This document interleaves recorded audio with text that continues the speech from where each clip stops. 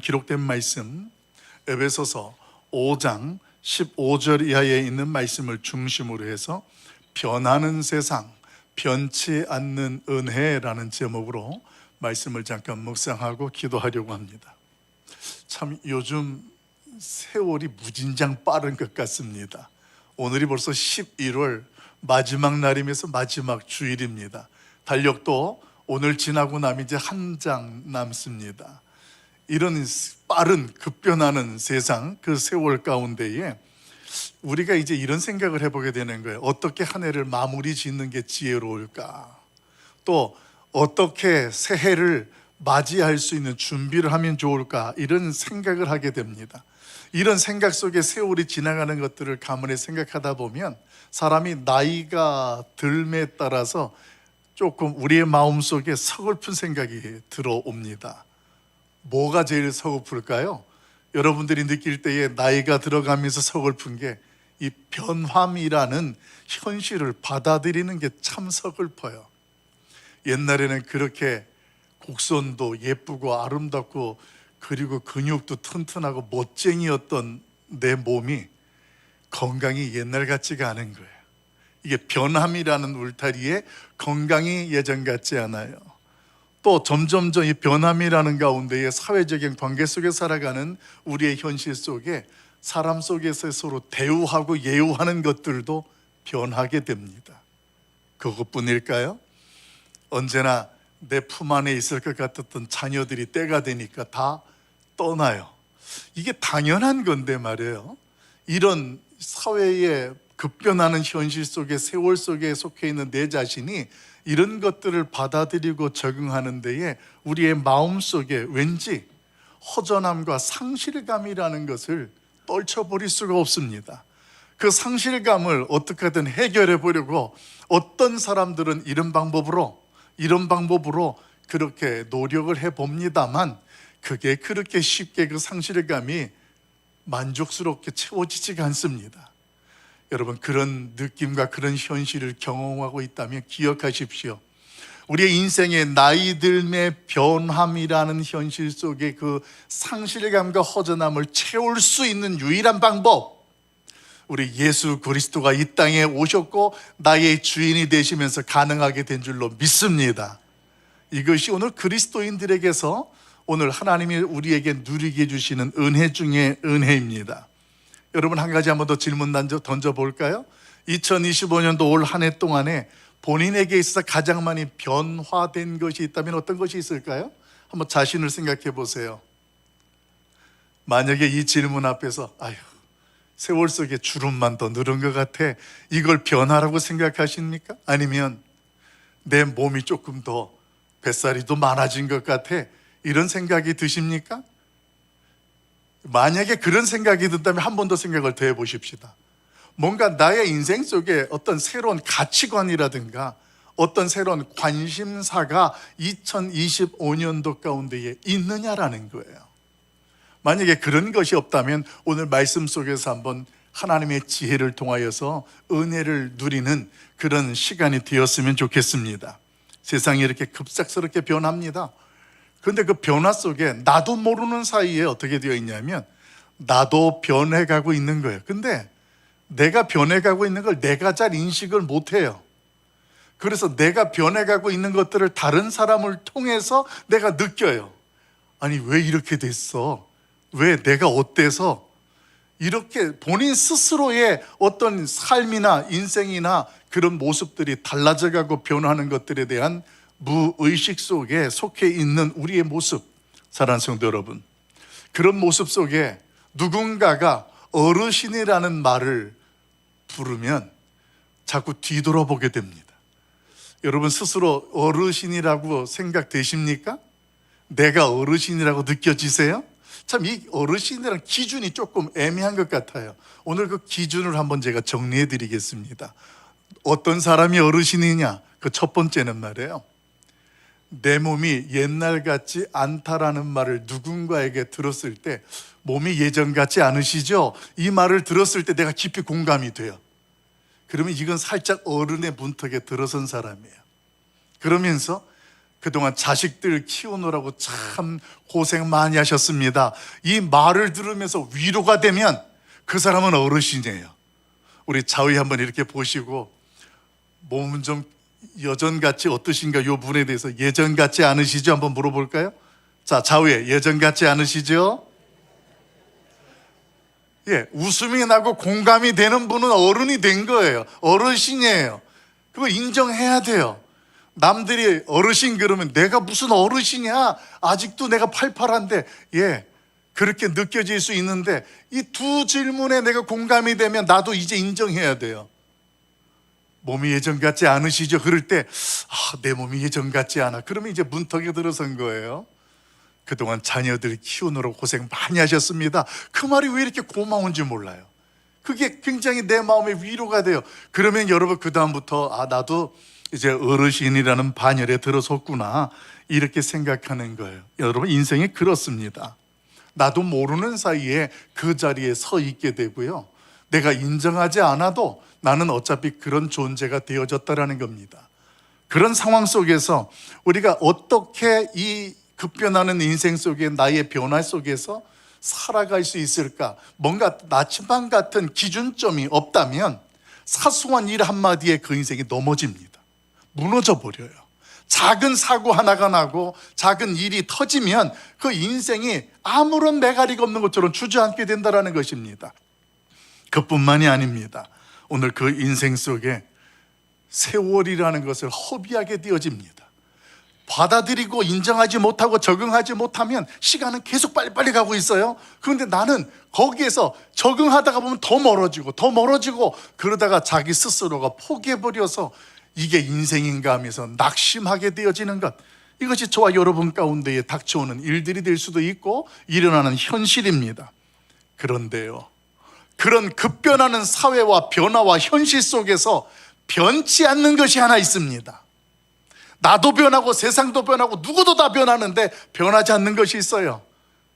여러분이 아는 것처럼 나를 향하신 하나님의 은혜는 모든 것이 변해도 변하지 않는 줄로 믿으시길 예수님의 이름으로 축원합니다. 그 은혜는 말이에요, 우리 가운데 어떤 역사를 하냐면 하나님께서 처음 우리에게 부여하신 그 하나님의 영광을 누릴 수 있도록 안내하고 도와주는 역할을 하는 것이 그런 은혜라는 거예요. 그래서 은혜를 입었다라는 것, 은혜를 받았다라는 것은 뭐냐면 내가 하나님으로부터 처음부터 누릴 수 있도록 받았던 영광이라는 것을 이제는 더 이상 상실하지 아니하고 내가 순간순간 살아가면서 그 영광을 누리는 거예요. 그 영광을 누리면서 하나님의 영광이 드러나고 그분을 찬양하게 되는 것, 이것이 은혜 입은 자들, 특별히 예수 그리스도를 믿고 오늘 그 예수 그리스도로 말미암아 이제 나의 인생 속에 그 나침반 같은 하나님의 말씀으로 살아가는 성도의 모습이 되는 줄로 믿습니다. 사랑하는 성도 여러분, 오늘 저와 여러분이 그동안 예수님을 믿기 전에 살았던 우리의 인생을 보면요, 눈에 보이는 것이 전부인 줄 알았습니다. 그런데 예수 믿고 나니까 그게 다가 아닌 거예요. 내가 예수 믿기 전에는 이렇게 살아가는 것이 선과 악을 제대로 분별하고 살아가는 그런, 그래도 괜찮은 존재인 줄 알았습니다. 그런데 예수님을 믿고 났더니 말해요, 내가 옳고 그르다고 판단했다는 그 자체가 전부 그름 속에 담겨 있었고 세상의 죄악 속에 속해 있다는 것들을 알게 되더란 이야기입니다. 무슨 말씀입니까? 예전에 예수 믿기 전에 나와 지금의 나가 다른 존재라는 거예요. 그리고 예수 믿기 전에 내가 가지고 있던 세상의 지식이라는 것, 지혜라는 것이 오늘 예수 믿고 난 이후에 하나님의 은혜를 입고 난부터의 나의 지혜는 그 이전에 가지고 있던 지혜와 다르다라는 거예요. 이것을 조금 어려운 말로 뭐라고 말하면 기독교 세계관이라고 이야기를 해요. 세상에 살 때 가졌던 세계관과 예수 믿고 난 이후의 세계관이 너무 다른 거예요. 겉모양으로 보기는 같은 것 같고 같이 살아가는 것 같은데 분명하게 방향도 달라요. 내용도 달라요. 이게 그리스도인의 삶이고 신앙생활이 된다는 것입니다. 특별히 이런 내용들을 잘 소개해 주는 게 에베소서예요.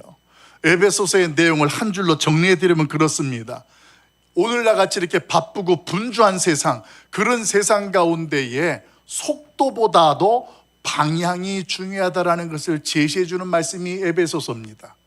그래서 그런 현실 속에서 어떤 방식으로 살아가느냐의 부분에 세상 방식으로 살던 우리의 인생이라면 이제는 하나님의 뜻을 따라서 살아가는 자들이 오늘 하나님 앞에 구원받은 자들이고 예수 믿는 자들이라고 선언하는 내용, 오늘 그 내용이 에베소서에 소개되어지는데, 저와 여러분이 읽은 본문의 말씀의 구체적인 내용은 그 세상 속에서 변함없는 은혜가, 변치 않는 은혜가 오늘도 우리에게 베풀어 주시는데, 그 은혜를 통하여서 하나님이 우리에게 기대하시는 것이 있는 거예요. 그 기대하는 내용이 오늘 15절, 16절, 17절에서 분명하게 선포되고 있습니다. 자, 그러면 구체적으로 하나님 앞에서 우리가 특별하게 변치 않는 은혜를 입은 자이고 그 은혜 속에 속하여 산다면 어떤 모습으로 사는 것이 정말로 빛의 자녀들이고 그 빛의 열매를 맺을 수 있는 사람인가?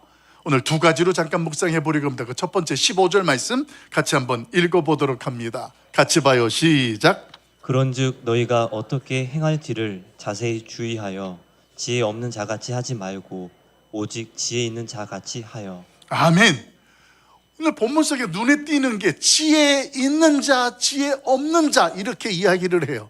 근데 지혜 없는 자를 뭐라고 설명하냐면 어떻게 행할지를 자세히 주의하지 아니하는 사람이 지혜 없는 자예요. 이 말을 저는 이렇게 정리해 봅니다.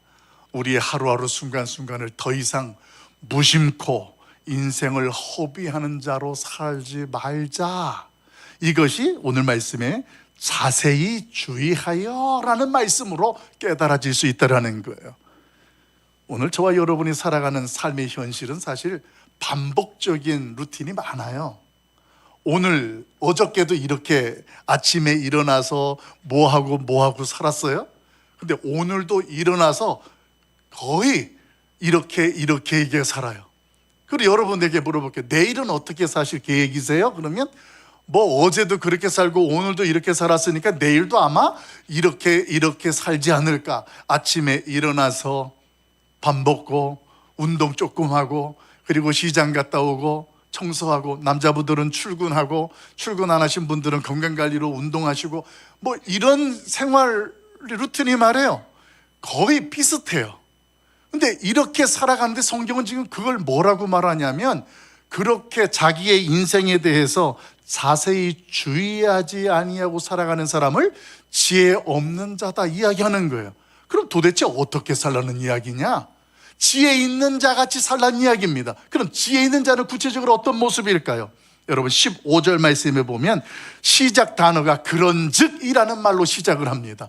이 그런즉이라는 것은 앞에서 뭐에 대한 말씀을 열심히 설명을 했던 내용들이 있어요. 그래서 그 내용들을 근거로 해서 그러니까 이렇게 살아야 된다라는 이야기가 정리되어진 것으로 소개되어지는 말입니다.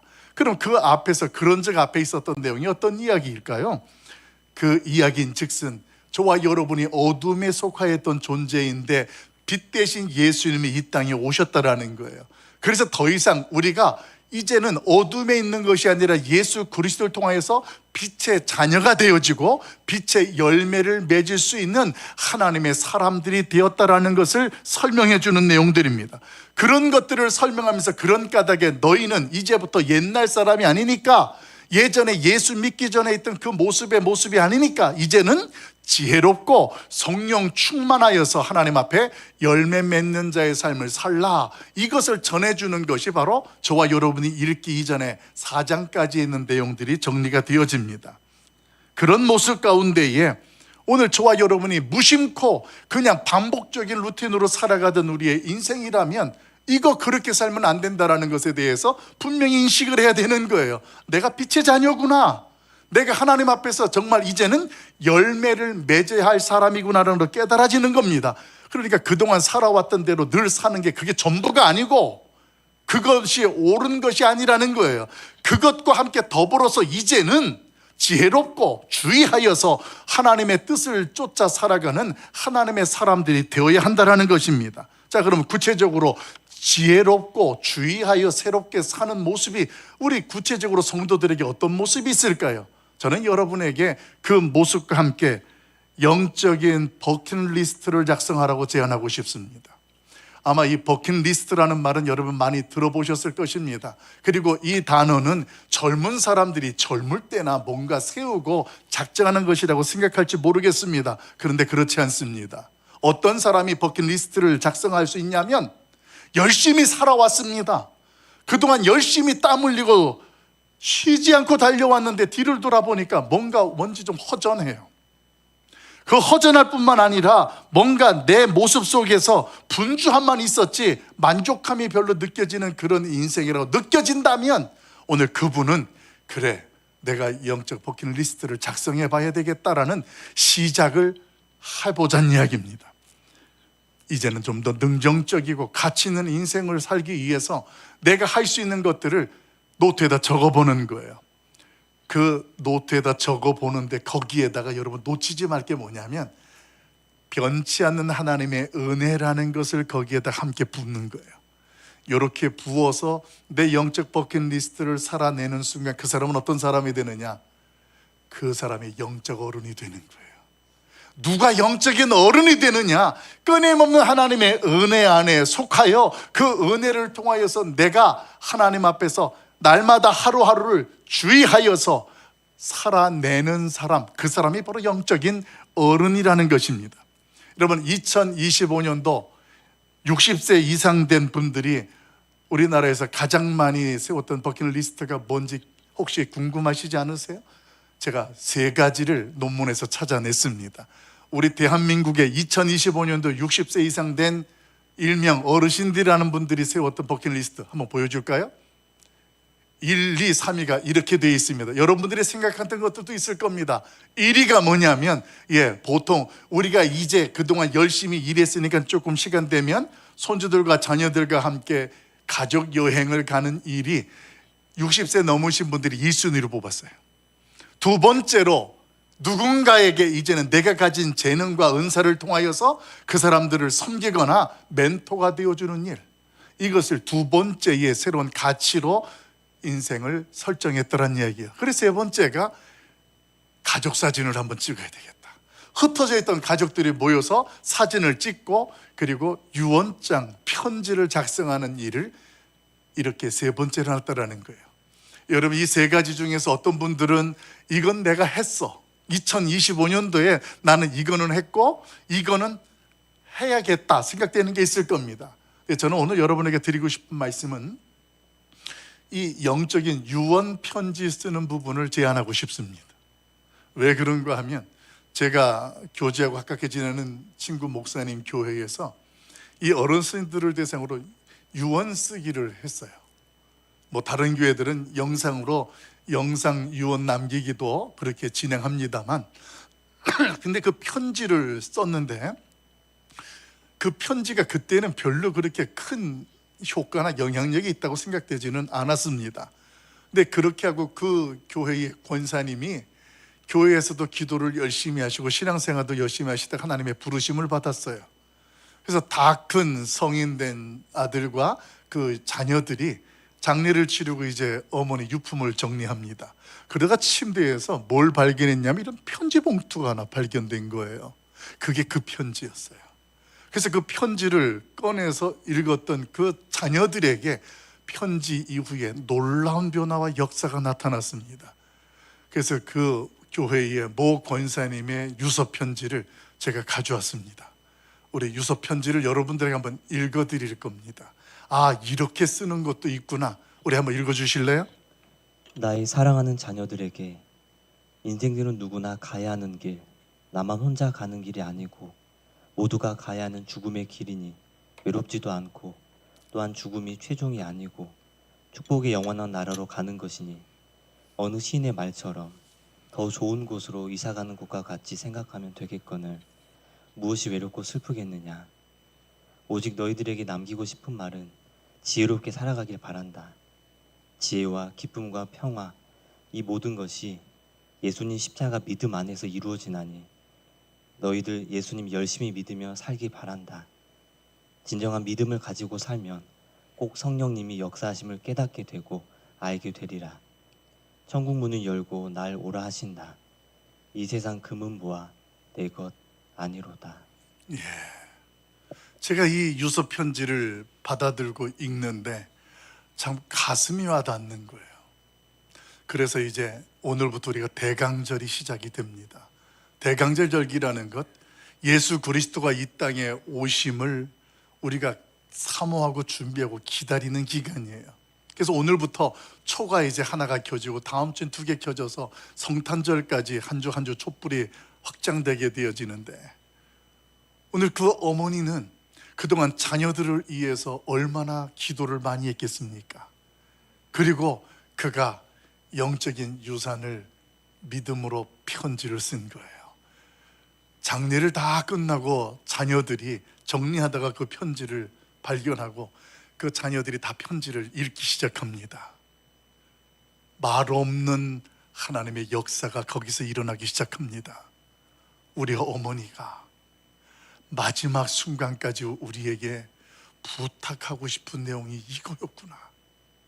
다른 것도 아닌데 지혜롭게 예수님을 믿었으면 좋겠다라는 그 마지막 어머니의 친필 편지를 들고, 그 아들이 70이 넘은 아들이에요. 자녀들 다 끌고 교회 와서 예배를 그 주부터 드리기 시작했다라는 거예요. 그 모습을 봤던 그 교회 담임 목사님이, 이제 저하고 교제는 친구 목사님인데, 너무 갑작스러운 변화에 당황스러워하는 거예요. 그래서 이제 그 아들하고 이야기를 한 거예요. 아니 어떻게 이렇게 갑자기? 그랬더니 편지를 딱 보여주면서 하는 이야기라는 거예요. 우리 어머니가 생전에 이게 선물이고 이게 어머니의 소원인데 내가 그거 하나 못 들어드리면 자식이 되겠습니까? 사랑하는 성도 여러분, 이제 영적 버킷리스트를 적어보라 그러니까 내가 뭘 적어야 될까 조금 당황스럽죠. 제가 샘플로 3가지를 제시해 드릴게요. 보여줄까요? 2026년도 나의 영적 버킷리스트. 1번, 얼마 남지 않았어요. 가족들과 성탄절 예배 함께하기 시작하고 준비해 보는 거예요. 그래, 다른 날은 몰라도 이 성탄절은 흩어져 있던 자녀들이 다 모여서 같이 예배를 드려야 되겠다. 노트에다가 한번 적어보세요. 그리고 기도하시고 준비해보세요. 그리고 영적 유산을 남기기 위해서 오늘 그 목사 권사님처럼 편지를 기도하고 하나님의 마음을 가지고 자녀들에게, 사랑하는 자녀들 보아라, 편지를 써주세요. 내가 너에게 돈을 얼마를 주고 내가 너에게 뭘 주고 이런 내용보다 영적 유산의 편지를 써서 남겨주세요. 시작은 별것 아닌 것 같은데, 나는 부족한 것 같은데 하나님은 그 역사를 갑절로 거둬들이게 하시는 줄로 믿습니다. 이제 그리고 우리 가락성산교회에 이제는 영적인 멘토가 되어 주십시다. 청년 때에는 누구나 그랬습니다. 나의 멘토를 찾아다녔습니다. 청년 때는 찾아다녔어요. 아마 저와 여러분도 찾아다녔을 거예요. 나에게 선한 영향력을 줄 수 있는 사람들 아마 찾았고 그 사람들에게 은혜도 입었을 것입니다. 그런 부모님이 계셔서 오늘 우리의 신앙이 있고, 그런 목사님이 계셔서 오늘 저와 여러분의 신앙이 있고, 교회의 그 믿음의 선배들이 있어서 오늘 저와 여러분이 오늘의 신앙이라는 것을 우리가 누릴 수 있게 되었다라는 것입니다. 여러분, 무엇보다도 이제 그런 자리에 내가 섰다면 이젠 저와 여러분이 그 누군가의 멘토가 되어주자는 이야기예요. 누군가에게 그런 모습으로 내가 서자는 이야기입니다. 이런 영적 버킷리스트를 제가 3가지를 제공했지만 여러분이 마음 가는 대로 그 이상도 또 다른 것도 적어보세요. 그렇게 해서 올 2025년도 한 해도 마무리하고 또 26년도도 맞이했을 때 우리는 오늘 하루하루의 우리의 인생과 세월을 허비하지 아니하고 자세히 우리가 그 모습 속에서 살아내는 하나님의 사람들, 인생을 허비하지 아니하는 주의 백성들이 될 줄로 믿습니다. 지금 나에게 무심코 그 시간을 허비하게 하는 습관이 있거나 영역이 있다면 냉정해지십시오. 그거 똑같이 하면 내년도도 똑같습니다. 그거 똑같이 그 습관과 그 영역에 내가 포함되어 있고 살아가면 내년도에도 똑같이 버킷리스트만 작성하다가 또 세월이 또 갑니다. 그 인생이 허비하는 인생이 되는 거예요. 늘 상실감 속에 살아갈 수밖에 없는 거예요. 그래서 저는 제시합니다. 오늘 여러분들 꼭 작성해 보십시오. 내가 하나님 앞에서 지금 내 나이가 60이든 70이든 80이든 나이가 중요한 게 아니에요. 그 자리에서 내가 하나님의 변치 않는 은혜를 입는 주인공이라고 믿어진다면 시작해보자는 이야기예요. 작성해보자는 이야기예요. 그래서 그대로 한번 살아낼 때 놀라운 일들이 우리의 가정과 우리의 인생에서 일어나게 될 줄로 믿습니다. 이것이 오늘 예수 그리스도께서 이 땅에 오셔서 저희를 어둠에서 빛으로 건지시고 하나님의 빛의 자녀로 살게 하시는 궁극적인 목적입니다. 오늘 그런 우리의 버킷리스트 안에 기준이 하나가 있어야 되겠죠. 그 기준은 누군가를 세우고 살리는 거예요. 이 일이 누군가를 세우고 살리는 일이라면 도전해보는 거예요. 적어보는 거예요. 나만 잘 되고 나만 잘 살기 위한 것으로 적지 마시고 누군가와 더불어서 살고 세워지는 일이라면 시작해보자는 이야기입니다. 오늘 우리 가락성삼교 성도 여러분, 우리 하나님 앞에서 우리 모두가 다 하나님 앞에서 오늘도 우리의 인생이 값지고 그 하나님의 영광을 드러내는 주인공들이 되어 수 있기를 예수님의 이름으로 간절히 축원합니다. 후회하는 인생이 아니라 허비하는 인생이 아니라 감사하고 감사하는 사람들 우리가 될 수 있게 간절히 축원합니다. 그러면서 한 가지만 더 묵상해 보려고 합니다. 이제는 영적인 추억을 넘어서 저와 여러분이 믿음의 이정표가 되어져 봅시다. 믿음의 이정표, 방향을 제시해 줄 수 있고 표대와 기준이 되어질 수 있는 그런 인생으로 살아가자는 이야기예요. 오늘 그 내용을 16절, 17절에서는 이렇게 저와 여러분에게 권면합니다. 같이 읽어봐요. 같이 봐요. 시작. 세월을 아끼라. 때가 악하니라. 그러므로 어리석은 자가 되지 말고 오직 주의 뜻이 무엇인가 이해하라. 아멘. 여러분 15절, 16절, 17절에서 어리석은 자가 어떤 자냐면 주의 뜻을 알지 못하는 자가 어리석은 자입니다. 세월을 아끼라는 말씀을 소개하는데 여기서 세월이라는 것은 일반적으로 흐르는 시간, 일반적으로 흐르는 시간을 크로노스라고 이야기합니다. 오늘 그 시간을 말하는 게 아니에요. 세월을 아끼라는 것은 이 시간이라는 개념은 크게 두 가지가 있잖아요. 첫째는 크로노스가 있고 두 번째는 카이로스가 있습니다. 크로노스는 일반적으로 살아가는 이 시간의 흐름을 이야기해요. 그런데 카이로스는 하나님께서 우리에게 맡겨주신 시간을 의미하는 거예요. 우리를 통하여서 하나님이 역사하시고 우리를 통해 계획하신 시간들, 여러분 내가 오늘 살아있고 오늘 예배당에 올라오고 내가 뭔가를 행할 수 있는 그 시간, 이것이 바로 하나님이 나와 함께 하시는 카이로스의 시간이 된다는 것입니다. 근데 그걸 아끼라는 이야기예요. 왜냐하면 허비하는 사람들이 많으니까 시간이라는 것 가운데에서 그냥 무심코 살아가는 거예요. 되는 대로 살아가는 거예요. 오늘 이렇게 살았으니까 내일도 저렇게 살고 그냥 그렇게 살아가는 인생, 그렇게 살지 말라는 얘기예요. 아끼라는 이야기예요. 일반적으로 흐르는 이 크로노스의 시간 현실 속에 기회를 삼으라는 겁니다.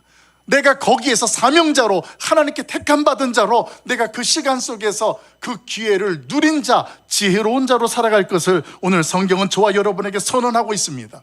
왜냐하면 때가 악하기 때문이다라고 이야기를 합니다. 여러분 왜 때가, 세상이 왜 악할까요? 여러분 때라는 말씀은 저와 여러분이 살아가는 하루하루 순간순간을 모두 포함한 것이 세상이에요. 때가 악하다는 말이에요. 그 이유가 있습니다. 세상이 악하다고 이야기하는 이유는 세상의 가치와 우상들이 썩어질 것들일 뿐이 되지 않는데 그것들이 영원한 것들을 우리가 쫓아가고 사모하지 못하도록 방해하기 때문에 세상이 악한 거예요. 하나님 앞에서 말씀이 뭔지를 알아요. 하나님이 원하는 뜻이 뭔지를 알아요. 근데 눈에 보이는 것, 세상의 가치, 어떤 세상에 도움이 될 수 있는 것들이 저와 여러분을 자꾸만 유혹하는 거예요. 그래서 영원한 것들을 사모하지 못하도록 우리를 넘어뜨리려고 하니 그 세상이 악하다라는 표현을 할 수밖에 없는 것이 성경입니다. 여러분, 저와 여러분은 하나님 앞에서 악한 세상 속에서 살아가는 존재들입니다. 하나님께서 우리에게 영원한 것들을 사모하게 하시는데 그런 것들을 제대로 사모하지 못하도록 방해하는 현실을 우리가 살아가고 있다는 것입니다. 이런 현실 속에 성경은 그래서 17절에 저와 여러분에게 어리석은 자가 되지 말라고 하는 거예요. 우리 17절 한 번 더 읽어봅시다. 같이 봐요. 시작. 그러므로 어리석은 자가 되지 말고 오직 주의 뜻이 무엇인가 이해하라. 아멘. 어리석은 자, 주의 뜻을 모르는 자, 다른 말로 표현하면 어떤 사람이냐면 자기의 인생의 삶의 현실 속에 하나님을 제외하고 내가 주인 돼서 내 마음대로 살아가는 사람이 제일 어리석은 사람이에요. 하나님을 제외하고 하나님을 없애고 나만 중심으로 살아가는 사람. 근데 여러분, 이 사람들이 세상에만 있을까요? 교회 안에는 없을까요? 아니요. 교회 안에도 보게 되어지면 오늘 우리의 모습 속에서 하나님을 말한다고 하지만 중심에는 누가 중심이 되어 있냐면 내가 중심이 되어 있는 거예요. 내가 중심이 되어 있어서 이야기하는 그 이야기가 어떻게 신앙 이야기가 될 수 있습니까?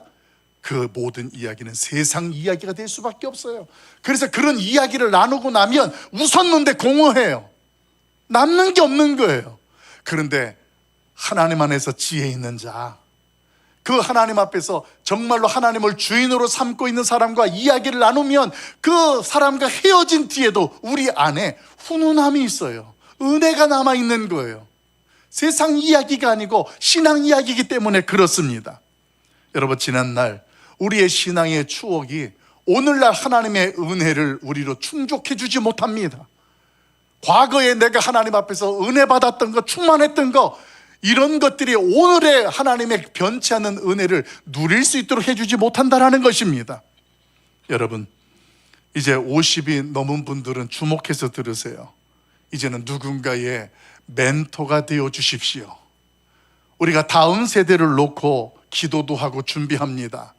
여러분, 다음 세대는요, 우리의 말을 듣는 것이 아니라 우리의 행동을 지켜보고 있다는 것을 기억해야 합니다. 그게 다음 세대를 준비하는 모습의 영적인 어른이의 모습이 됩니다. 지금까지 여러분들이 신앙생활하면서 멘토라고 삼았던 사람들이 여러분에게 재물을 남겨주셨습니까? 아닐 것입니다.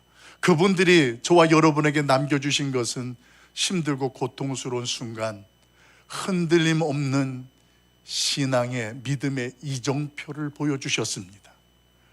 어떻게 저런 일들이 일어날 수가 있어 당황스러운데 그 자리에서 묵묵하게 신앙의 길을 지키고 기도하셨던 권사님, 그 권사님을 보면서 나도 저 권사님처럼 되고 싶다.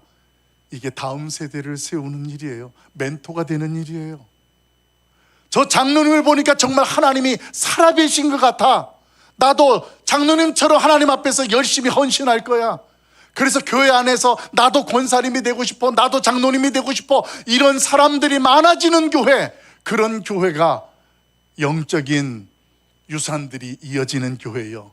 믿음의 이정표가 많은 주인공으로 세워진 교회가 되는 줄로 믿습니다. 여러분, 저는 저희 가락성산교회에 이런 간증이 많아지기를 간절히 소망합니다. 영적인 이정표가 많아진다는 것은 그만큼 방황하는 사람이 없어지는 거예요. 저 사람처럼 살지 말아야지가 아니라 저분처럼 나도 신앙생활 해야지. 여러분, 이런 영적인 이정표를 위해서 우리 스스로가 출발할 수 있는 일은요, 지금까지 내가 생각했던 지혜가 아니라 하나님의 지혜를 따라 살아가는 거예요. 그래서 아침에 일어났을 때 가장 먼저 하던 것, 거기에 하나를 시작하세요. 큐티를 시작하십시오. 5분이든 10분이든 하나님의 말씀을 먼저 읽고 기도하고, 그리고 우리의 반복적인 리듬을 조금씩 바꿔가자는 이야기예요. 조금씩 변화를 주자는 이야기입니다. 안 하던 것들을 해보는 거예요. 건강이 되고 믿음의 분량이 된다면, 그래, 내가 새벽에 교회 가서 기도하고 시작하자. 새벽 기도에 기도하는 일이에요. 그리고 나서 하루를 살아보십시오. 다릅니다. 100% 다르게 나타납니다. 똑같은 삶이 반복되지 않습니다. 하나님이 지혜를 주셔서 우리로 하여금 그렇게 살아내게 하기 때문에 그렇습니다. 이제 말씀을 정리하려고 합니다. 세월의 빨이 흐르고 내가 늙어감에 따라 어떤 사람들은 노후 준비를 합니다. 좋은 영양제들을 먹고 또 노후 자금을 모으기도 합니다. 예, 그것도 방법이 됩니다. 그런데 영양제를 먹고 노후 자금을 모았는데 하나님의 은혜가 그에게 멈추고 은혜 안에서 벗어났다면 오늘 그 사람의 건강이나 그 사람의 소유가 무엇이 가치가 있겠습니까? 사는 성도 여러분, 우리는 하나님의 변치 않는 은혜 안에 날마다 거할 수 있고 거하는 하나님의 사람들이 되시길 예수님의 이름으로 간절히 축원합니다.